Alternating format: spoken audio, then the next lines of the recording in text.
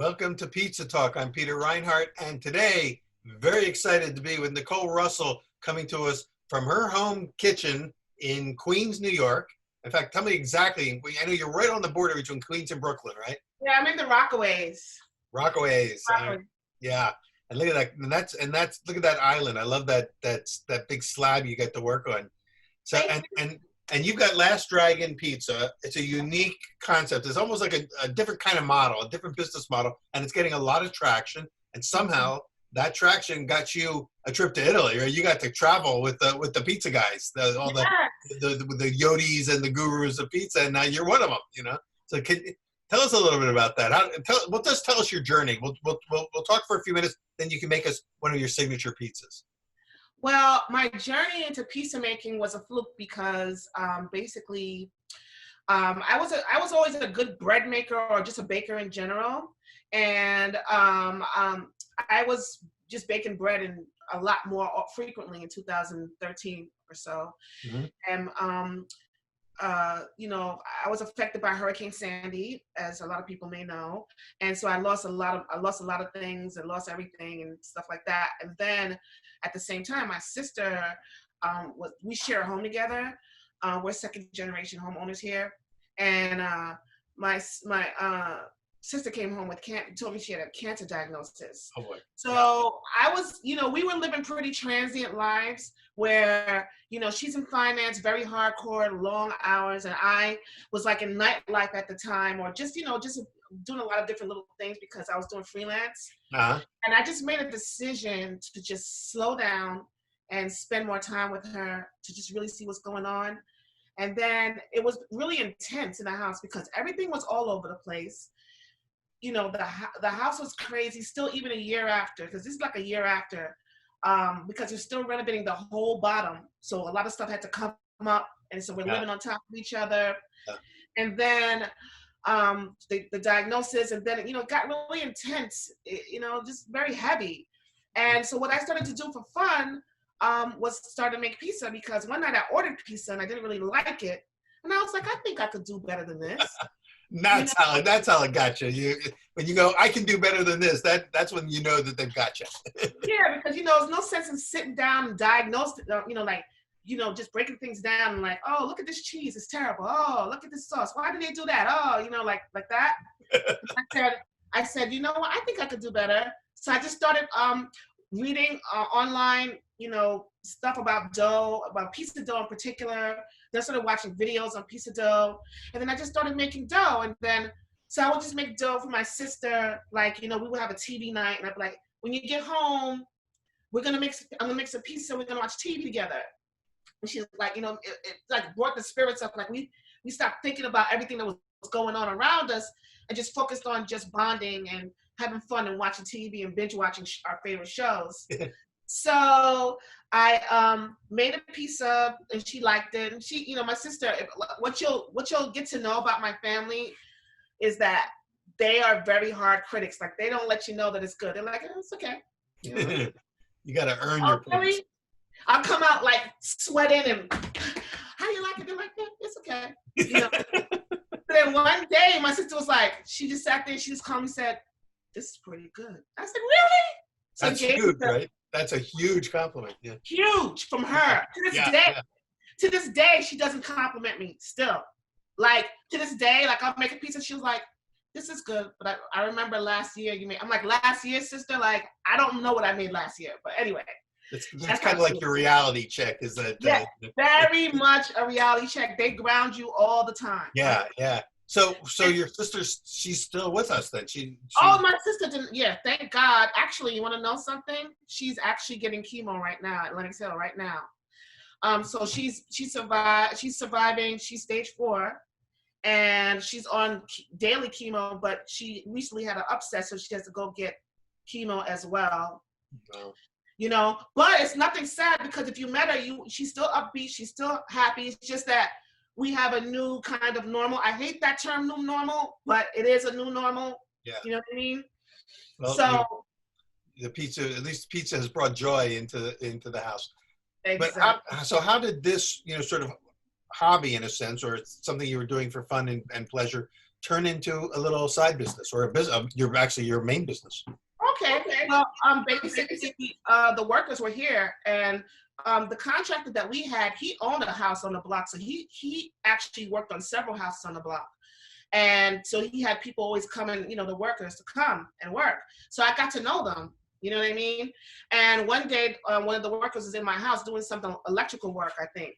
Mm-hmm. And I was just making pizza, and I was just like, hey, Louis, I'm going to make pizza. Do you want some? Yeah.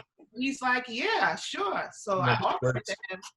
Right. And then he actually was like, listen, this is the best pizza I've ever had. And I looked at him like he was crazy. I was like, what? So then you could have got your sister and said, did you hear what he just said? I know. She heard it, but she doesn't care. Right. She's still going to be hard on you. Yeah. That's right.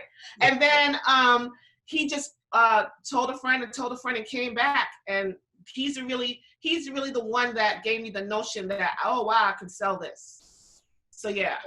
So all of a sudden you've got customers and word of mouth and everything else. And then how did you end up getting invited to go over to Italy with the team? Well, I didn't actually. Well, what happened with Italy was I had just did an article in NPR on Nuvola flour, and Scott from Scott Pizza Tours. Yeah. He had introduced them to me and sent me flour, and I went to the expo in 2018, right? So they already knew like who I was or whatever, saw me bubbling up, right? Yeah. But then when I got the Nuvola, I really love Nuvola, still use Nuvola flour to this day. And they wanted me to compete. And I said, you know what? I'm not going to go to Italy for my first time in Naples and compete. I'm just not going to do that. Like, I have to go see what it's like. Yeah. People who do that, God bless them. But I had to go and just scope the scene. Right. So they allowed me to come along just to scope the scene. And it was the most wonderful trip, I think. Man, like, we're supposed to go back in June this year, and everyone's so down about it. Yeah, I know. It's heartbreaking.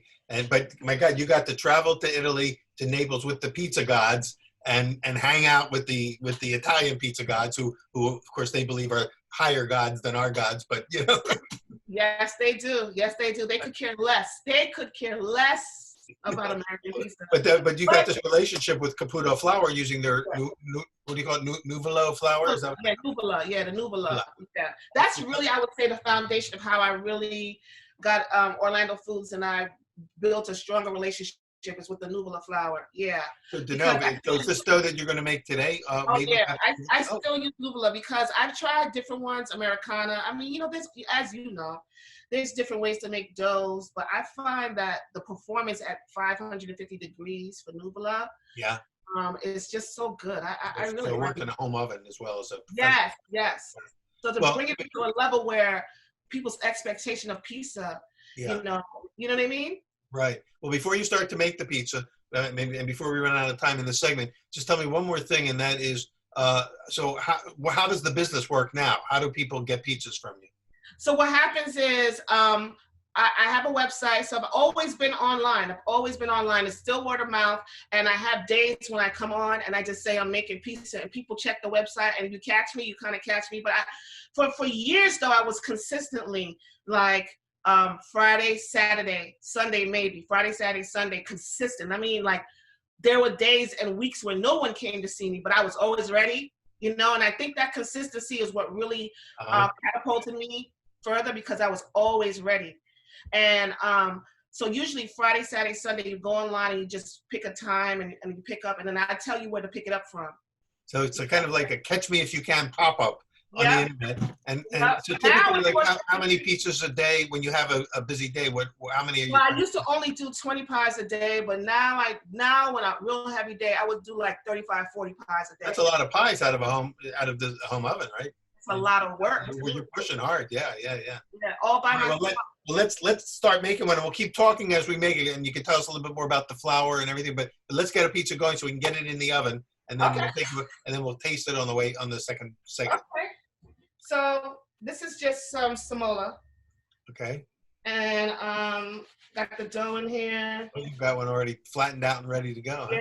Yeah, nice and floured up. How far ahead do you make that dough? It depends. Sometimes I do an 18-hour dough, and sometimes I do 4 days. This is like 4 days. Wow, awesome. Yeah. So basically,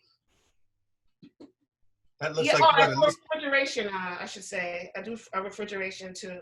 yeah, cold fermentation. But that looks like a good sized piece of dough. Is it about a pound or what? This is. I don't do by pounds. I do by grams. This I think is 450. 450, which is close to a pound of dough. Yeah. Oh yes, it is. 400 is like a pound. What's a pound of dough? What is it, 454 or something like that? Oh yes, I guess I yes. have, A I have a pound. hard time keeping them straight in my head, but I think still thinking pounds and ounces, but I try also to program myself to think in grams a little bit. Yeah. So yeah. I'm going to calculate that. You said what is it? How many? 450. 450. 450. All right. I'm going Yeah, to I make about I would say anywhere to about let's say 14 to 16-inch pie. That's just under 16 ounces. So that's a good sized pie, and it's a pretty big pie. Yeah. Yeah, it's not like Neapolitan. No, it's more New York style. It looks like what everyone else in the world calls New York style, anyway. Yeah. This is really Nicole style. This is your style. Yeah, because I'm influenced by a lot of pizza people and ideas, but you definitely still got to make it your own. I just put a little. I like to, I'm a person that likes the crisp. Yeah. So I have about a 63. I'm sorry, I'm talking while I'm doing this. I have like a 63 hydration dough. Oh, so it's not too sticky. Yeah, I find 63 is a sweet spot for me at 550 degrees. This is just what works for me. I couldn't say, Is there besides salt, is there any oil or anything else in that dough? Oh, yes, there's some olive oil in here. Uh-huh. There's some olive oil in here, and there's It always happens. Yeah, people call me all the time when we're on. Right? Huh? You can still see me, right? I can still see you. I put do not disturb, but. All right, so you got the pizza looking good. It's looking good. Really fills the peel. Yes. And which tell us by the way, what's the type of pizza you're making? Is this your chicken? So this pie I came up with the influence of making pizza, I wanted to make a pizza that was like, I do your margaritas, I do your plain cheese, pepperoni, blah blah blah blah. But I wanted to bring a little bit of my heritage into the pizza. Yeah. You know what I mean? So this is my way of like how they brought Queen Margarita, the Italian pieces with the colors. This is my bringing my colors. I'm born American, but my family's Jamaican, so I'm Jamaican heritage. So got the Jamaican. So the colors is gold, black, and green, and we also make jerk chicken. And with the movie The Last Dragon, which my pieces are inspired by the movie The Last Dragon, one of the main characters is a jerk. He's a real jerk. So it's a double play here on the word jerk chicken. Yeah. So I was going to ask you about Last Dragon. So that's based on a movie title. Yes. So in the movie, there's a popular scene. So my sister took me to see that movie when I was younger. Yeah. And I'm sorry. So she took me to see the movie when I was younger. And in the movie, there's a black family, and the father says, and he sells pizza, and everybody thought he was crazy for opening a pizzeria because he's like a black family opening a pizzeria, like no one does that. So when I started doing pizza, a lot of my friends thought I was crazy too. Well, they're like, "What are you doing? You're doing pizza?" It's true. It's an interesting point that you made because we don't see a lot of African American pizzaiolos in this country yet. But I'm wondering, are you seeing? Hold on, let me just. Welcome to the Zoom world, folks. It's real time. Uncle, I gotta call you back. I love it. Yeah. I'm sorry. He would call me right when I'm doing it. Of course. He's got a new iPhone, so he's like, how do I work this thing? So yeah, so I put some pecorino on here. Classic New York style. Pecorino, little oregano on the base. I'm using grande whole milk mozzarella. Okay. Right, and I'm gonna put some on here. So up to this point, we're really talking about a classic sauce and cheese pizza, which is now going to get turned into something else. Right. So to represent the colors, I'm gonna put some yellow. Sometimes I use banana peppers or I use bell peppers, but yellow bell peppers, black olives. And I'm gonna finish off with a green onion on top of the jerk chicken. Before you get going, what about that sauce? What kind of? Look, we're on the same page. You think? So look, so this is the jerk sauce here. Oh, now special jerk sauce. From scratch. So jerk sauce, the main ingredient is allspice, pimento. We call pimento, allspice, and green onion is the main ingredient. Wow. So it's a very like I would say like allspice, a combination of like nutmeg. You know this. Yeah, allspices. Yeah, it is like it tastes like 4 spices in one. Yeah. Right. So that's why I think. What about peppers? Are there hot peppers in the sauce? Is it a? Yes, there is a Scotch bonnet. Scotch bonnet. I always think of that. Sure. Yeah, Jerk only use the orange Scotch bonnet, so it's very spicy. Yeah. And then this is the chicken and onion mix. So this is just some pre-cooked chicken and dice onion mix. So I'm just gonna take the jerk, put it in there, stir it up a little bit. Let that get, so usually I would have this marinating a little longer than what I'm doing right now, but I just wanted to do that to show you how I put it. No, I'm glad you did, because so typically if you would make that, mix it up a little ahead of time, so that by the time you're making the pizzas, it's already had a chance to soak it up a little. Yeah, especially the onions, the onions will get a nice flavor. And then, so what I'm gonna do is, so I have some black olives here. So what I'm gonna do is I'm gonna put this jerk chicken on. All over. While you're doing that, let's go back to the tomato sauce. What kind of tomatoes do you use, and how do you prepare it?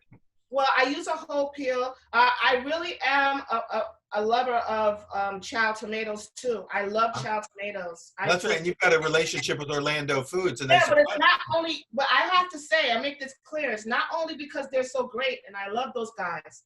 I really, really love the consistency. I got to go to the tomato plant with them. Oh, nice. I saw how they made the tomato. And what I realized was what I didn't like with a lot of tomatoes is that I had to add water. I hated that. I hated that I had to add water. Now, some of those tomatoes are good for other pies. Like, for instance, like a Detroit pie. Like, you have to thicker tomato base and you have to add water. I think it works. Yeah. But for the kind of pie I make, I like the silkiness. So it comes out of the can just where you want it. Yes, it's so silky. Yeah. That's interesting. So you got to go to the tomato plant while you were in Italy on that trip. Yeah, I went to the Buffalo mozzarella plant too. But that was like a trip of a lifetime you had. A trip of a lifetime. A trip of a lifetime. I'm so, great. I don't even know the words to put in. And my whole family got to go. You know that, right? Oh, no. That's very cool. My sister and my mom came with me too. Fantastic. Wow. So it was like a trip that was like down in the books that we'll never forget. That is really, I call that a trip full of grace. Yes, more than grace. Just, I don't know. I'm so honored to be a part of this pizza family, It's just, and life-changing, because look where it's led. Look what you're doing now. Changed my life. My life. All right. So that's it. It's ready to go in? Yeah, but look, so you see, it has. So we got the black, the gold, and the gold. I'll finish with the green. I'll finish with the gotcha. All right. Beautiful. All right, ready to go in the oven. You got your oven cranked at 550. 550. So I have a convection oven. So just real quick, my process is this. I use 550 bake normal, right? And then in the last 3 minutes, I put the top roaster on with convection. So I do a convection roast at the last minute. I got it. All right, on the stone, in the oven. So it's going to be about 5 to 8 minutes for the bake. And I tell you what, while that's baking, this is probably a great time for us to take a little break. We'll get ready, and when we come back from the break, and when you rejoin us after the break, come back and we're going to actually see the finished pie, and we'll get to vicariously taste it with you. I wish I was there to actually taste it. That jerk chicken looks amazing. You should smell it.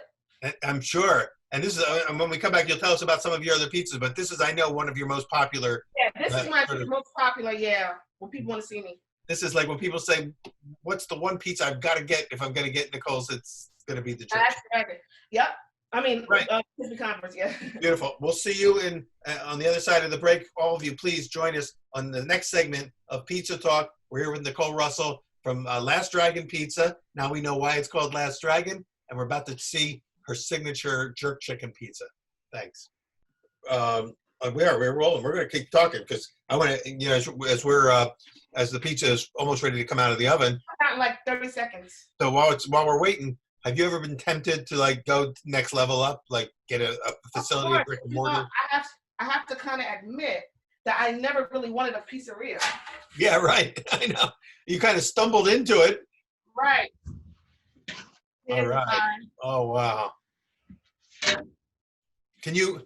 Yeah. Let's get it up to the camera, and then you're gonna garnish it up and green it. Yeah. So yeah. So to be honest, I don't come from a pizza family. You know what I mean? So no one really, you know, everyone has like real jobs, real career. They say to me, we have real jobs. I'm like, okay. They don't say that so much anymore, though. Yeah, because they've clearly never been to Pizza Expo, so they don't realize what a serious profession this actually is. Yes.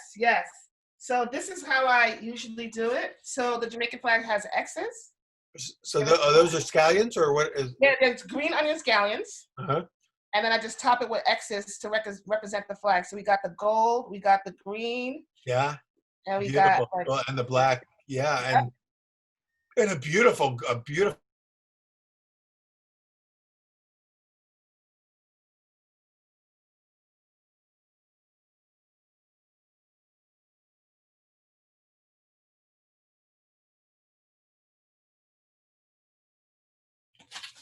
So yeah, and I'd probably give this to my neighbors because I'm all pieced out. This the flour that you're using, the Nuvola, that is specially formulated by Caputo, right? To kind of be their version of a American pizza flour. Is that the idea? I think it's like an all-purpose flour because when they rolled it out, they made cakes with it. They made fried pizza with it. They made Neapolitan pizza at 700 degrees with it. They made, you know, so many things with it. So I think they wanted to be like a versatile flour. Yeah. And it's strong, but it's not so fine. It's not as fine as a 00. It's a 1. Yeah. Which, you know, which it seems like they were very influenced by what was going over here in the United States and wanted to be able to create a flour that performed on our style of pizzas as well as over there. Yeah, and the thing is for me is that it really performed well for me at 550, you know, because that's my struggle. 550 and drop, because remember, every time I open the oven, it drops. Yeah. So the recovery. So I needed a flour that can have the recovery, you know what I mean? Yeah. And I tried Americano before, which was cool. I used to use Pillsbury. That was a really flavor because I really love the malt in the Pillsbury, so it gave it a nice brown coloring to it. So now I just use honey in the dough. And that helps me with the browning. And then I used to use Pillsbury. I used Ultrons before. That's high gluten. Yeah. Everyone uses that. So yeah, King Arthur, like it depends on what I'm doing. I'll use King Arthur. But my staple is Nuvola. Well, it's cool because they're wonderful. It performs for me. It's great that you found one that works for you, for the pizza that you have in your mind that meets your need. It's consistent. And when you said the Americano, I realized that's the one that Caputo developed to kind of be like the New York style pizza flour. And then when they introduced Nuvola, and I saw it for the first time at Pizza Expo, it was really so that you could even make baguettes with that flour and French breads and get this great open crumb. Let's take a look at a slice and look at the structure on the inside of the cornichon.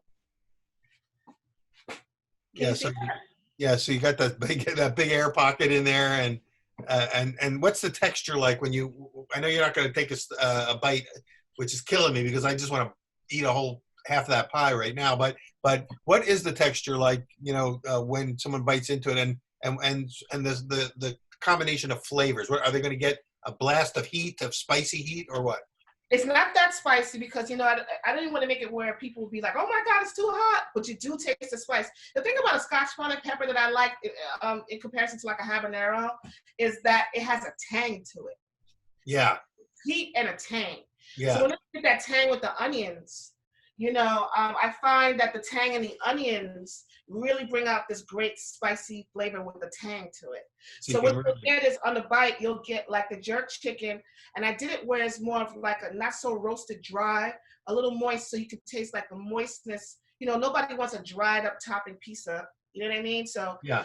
a little moist jerk seasoning with the onions and the olives and the peppers, and the crust is firm, but not not too stiff, but it's firm. Right. It sounds like it's got a nice crackle and crunch, and yet Yeah, it's a little bit moist and creamy on the inside. yeah. So it's really good. And then So the grande cheese is kind of sharpish a little bit to me, but not too sharp, like a sharp provolone, but it's still sharp. got a little acidic. Yeah. So then I like the way it plays off that. And so the reason why I started doing what made me think of jerk too, and also my second most pie is a tandoori pie that I do. And my third pie is an Asian barbecue pie that I do. But the thing is, right, why I thought these things would work in my little silly mind is that because we work with fire a lot. Yeah. All these meats are like barbecue. All these cuisines from all these global cuisines are really like barbecue, like a tandoor oven with the fire, with the chicken or whatever they put in the tandoor. Well, and barbecue really means, I mean, its original term was to cook over fire. To cook over fire. So pizza is cooked with fire. The meats over the fire. I just thought it would be a good way to just infuse like a little, global inspiration and really just satisfy the needs of my community. We were in a food desert. Like I had to drive all the way to Long Beach, which is like 2 miles, 3 miles just to get Indian food. I have to, I'm West Indian, but occasionally if I want a West Indian food, I have to go look for one if I don't feel like cooking. Yeah. You know what I mean? So I wanted to bring like a melting pot of New York into my signature pies. So you're gonna have the staples. You're gonna have the staples. So I have a Philly cheesesteak because we like a good sandwich, but also cheesesteak. Yeah. So I put like Philly cheesesteak is the show enough. This is the Kiss Me Converse, the jerk chicken. Then we have the Seventh Heaven, which is the tandoori, and the Asian barbecue is my favorite name. I don't know. Have you ever seen The Last Dragon? I saw it. I never saw the whole film. I saw part of it. I think I was on a plane or something, and I watched it, but I didn't get to see the whole film. Well, there's a part where they're in Chinatown, and the guys dancing. They go sukiyaki hot sake soup. Well, anyway, the name of the Asian barbecue is sukiyaki hot sake soup. Oh yeah. After the movie, yeah. So what goes in your Asian barbecue? Is it like a Chinese style or Korean style? It's like a Korean style, like how do I say? More of it's peppery, it's honey, just like barbecue. Little hoisin sauce in there. Yeah. All stirred up together. Chili. Ooh. So basically, you've got it's heat, but it's not crazy heat. Like, oh my God, I can't. In hearing the menu, it's really like Last Dragon really is global pizza. It's like you've got a globally inspired. Kitchen. You should call it the Last Dragon Global Pizza Kitchen. Yeah.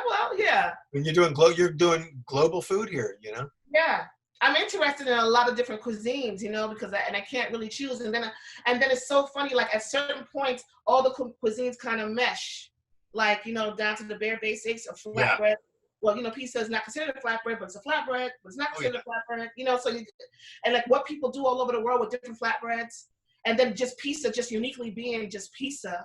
Yeah. And then just incorporating those things that are universal around the world into the pizza, which they do too, but they did it their way, Italians.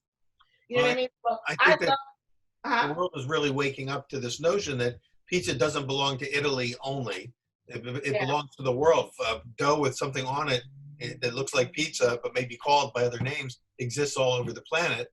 Right, but I give Italians credit, of course. I don't want to sit here and say like, oh, no, but I think that it's very inspirational of how they even derived with the pizza.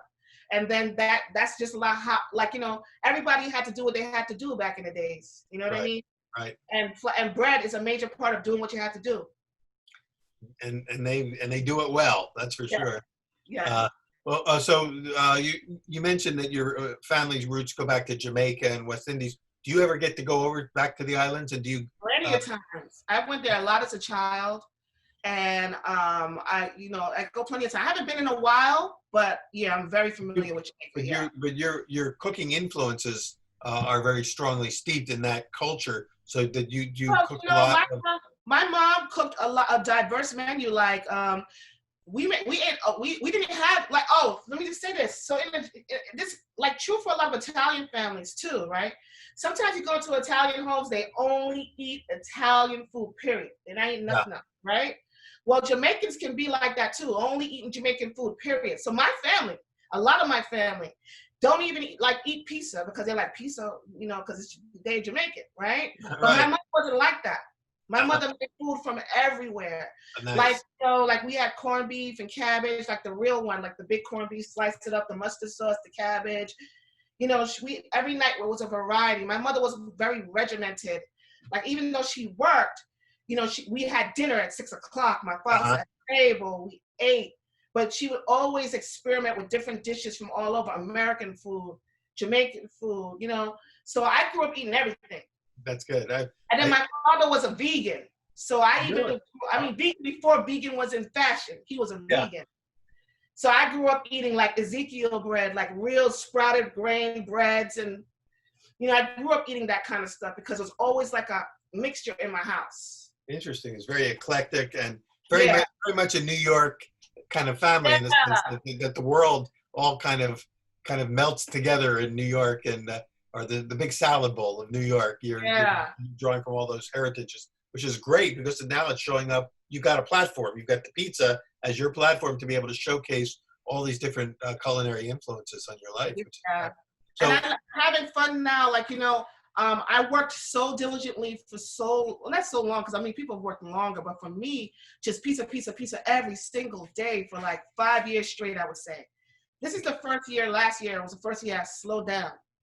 But now I'm starting to experiment more. There's a lot more that I want to do.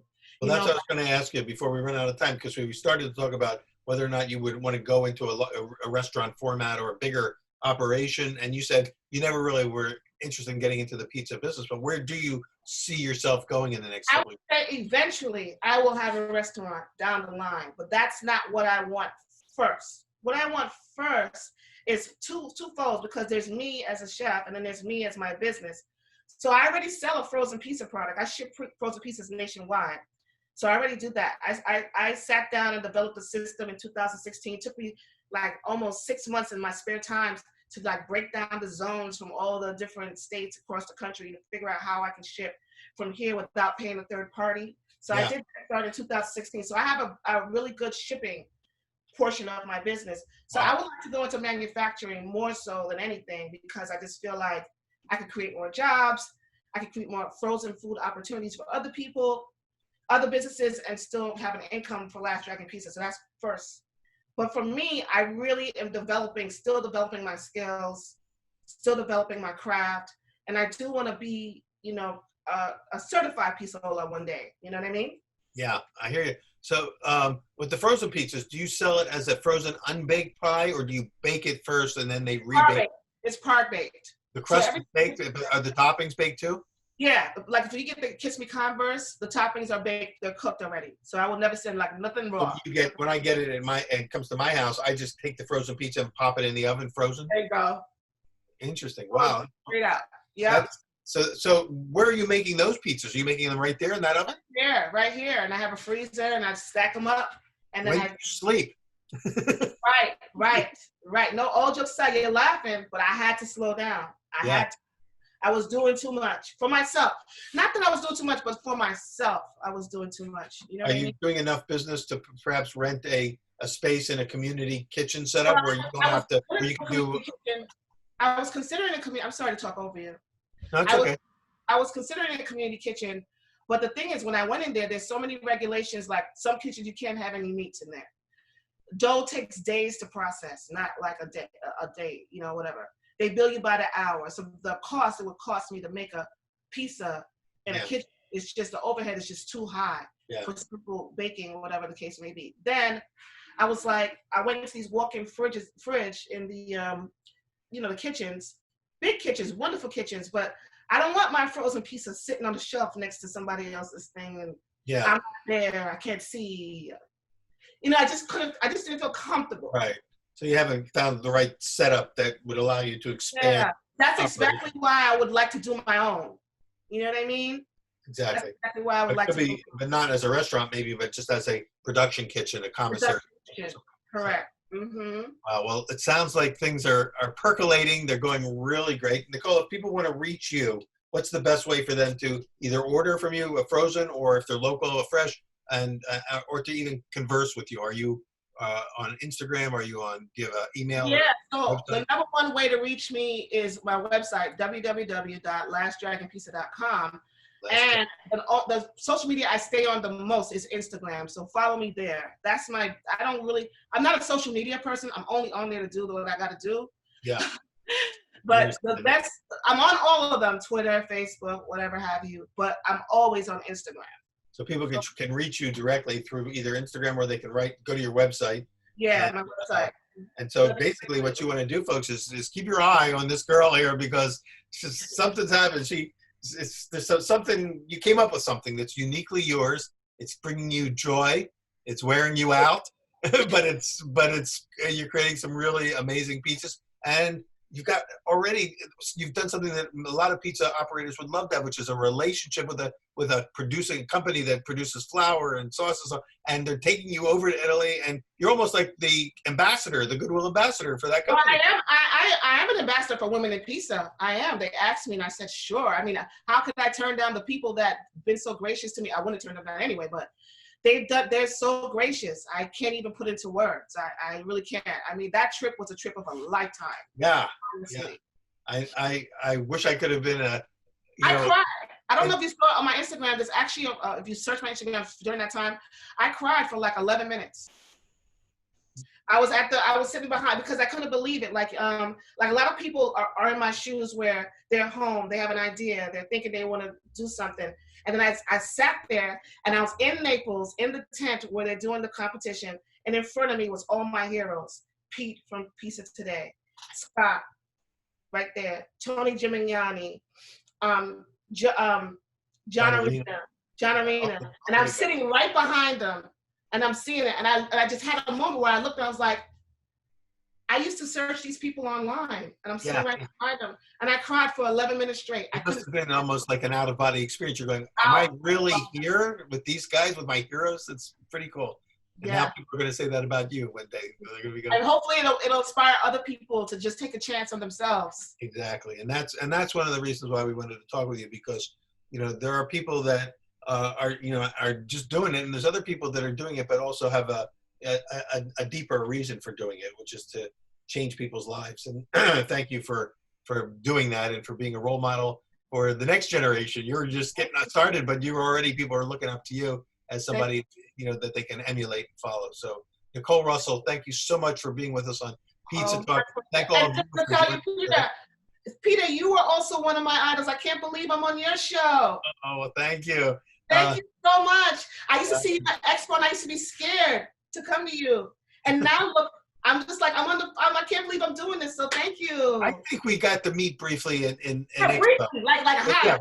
But There's not so much going on. You can't do more than this is why I love having this show, because we get to know each other a lot deeper. And the next time we see each other, we'll be like, oh, wow, like old friends. Yeah. Yeah. And I just want to tell you, thank you so much. Well, it's been an honor to be with you today, Nicole, and thank you for everything. Thank you for what you're doing, and congratulations on your growing success. Thank you. Last Dragon Pizza, Nicole Russell. Thank you for being on Pizza Talk and watching us today, and join us on the next episodes. Bye. Bye-bye.